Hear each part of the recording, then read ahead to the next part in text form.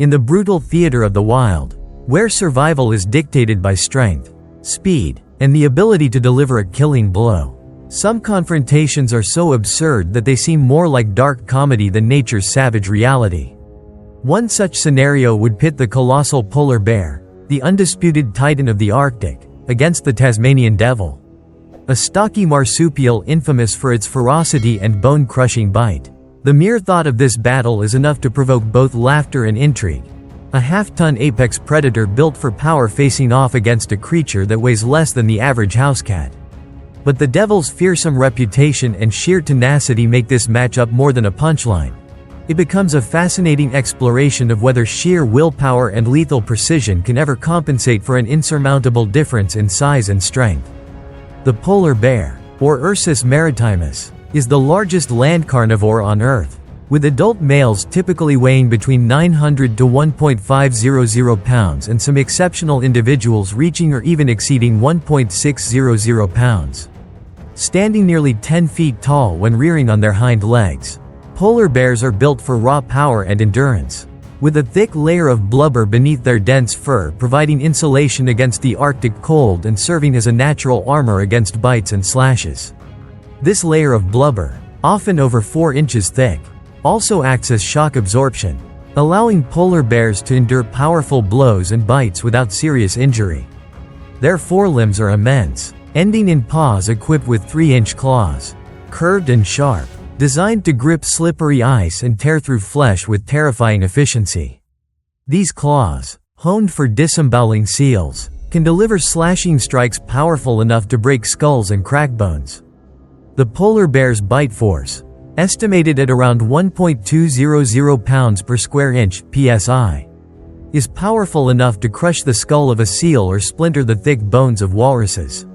Despite their size, polar bears are surprisingly agile, capable of sprinting at speeds of up to 25 miles per hour for short bursts on land. In the water, they are even more formidable, able to swim for days and cover over 60 miles without rest. Their hunting strategy revolves around ambush, often lying in wait by breathing holes in the ice to strike seals that surface for air. This strategy minimizes the risk of injury, allowing the bear to conserve energy and avoid unnecessary confrontations. Their immense size and strength allow them to overpower prey with a single explosive attack, ending the fight quickly and efficiently.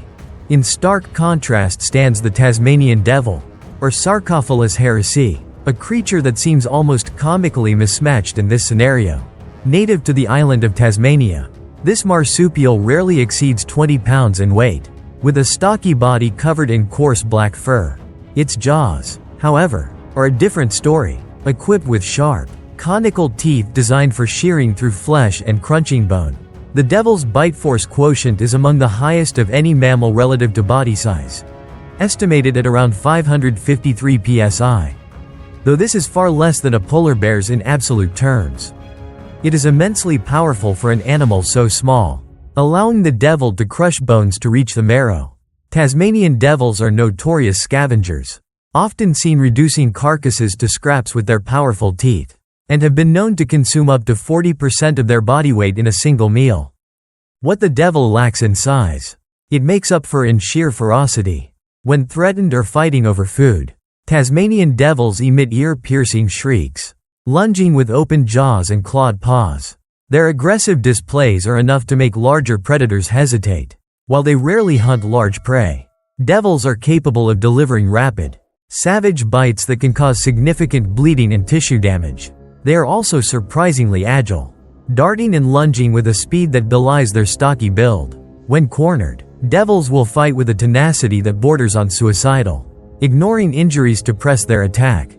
Imagine a neutral battleground, a snow-covered clearing beneath a leaden sky, the wind howling through ice-laden pines. The polar bear, its breath misting in heavy clouds, prowls slowly forward, eyes black and unblinking. In the shadows of a broken log, the Tasmanian devil crouches, lips drawn back in a snarl, eyes gleaming with a mix of terror and fury. For the devil, this is no hunt, this is survival. For the bear, it's a momentary curiosity, a speck of movement in a landscape of white and gray. The devil strikes first, a blur of black fur and snapping jaws, teeth finding purchase in the thick fur of the bear's foreleg. The polar bear growls, surprised by the sudden sting, and shakes its massive limb, flinging the devil aside with a force that sends the smaller creature tumbling through the snow. But the devil, dazed but unbroken, scrambles back to its feet, jaws dripping with saliva and blood. Shrieking in rage, it lunges again, this time aiming higher, claws raking the bear's side, teeth snapping for the sensitive snout or eyes. The bear, growling, swings a paw the size of a dinner plate. The impact is thunderous, like a cannonball striking a sandbag. The devil is hurled back, ribcage shattered, snow streaked with crimson. The bear's claws have sliced deep furrows, and blood steams in the icy air. But the devil, impossibly, stirs, sides heaving, jaws snapping with desperate fury. It hauls itself up, one leg dragging, eyes dark with pain and madness, and screeches, a raw, defiant challenge that echoes through the frozen silence. But even the devil's legendary tenacity has limits.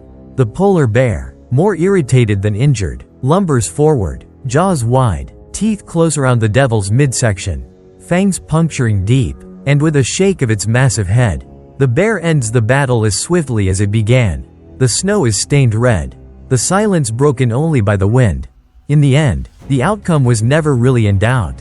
The Tasmanian devil's fearlessness and powerful bite, impressive though they are, cannot bridge the sheer size and strength gap between itself and a polar bear. The bear's thick fur and blubber make it nearly impervious to the devil's attacks, while a single swipe or bite from the bear is enough to end the fight instantly. Even if we imagine a pack of Tasmanian devils, the odds remain grim. A half dozen or more devils, all lunging and shrieking, might harry the bear for a time, tearing at its legs and face, but the bear's claws and jaws would still prove decisive. With each swipe or bite, another devil would fall, bones shattered, bodies flung aside with brutal efficiency. This hypothetical battle underscores the brutal reality of nature. Ferocity and fearlessness are no match for overwhelming size and power. The polar bear, king of the Arctic, remains unchallenged by anything less than a creature of equal mass and strength. The Tasmanian devil, despite its name and its bite, is simply too small, too light, and too fragile to threaten the Ice King.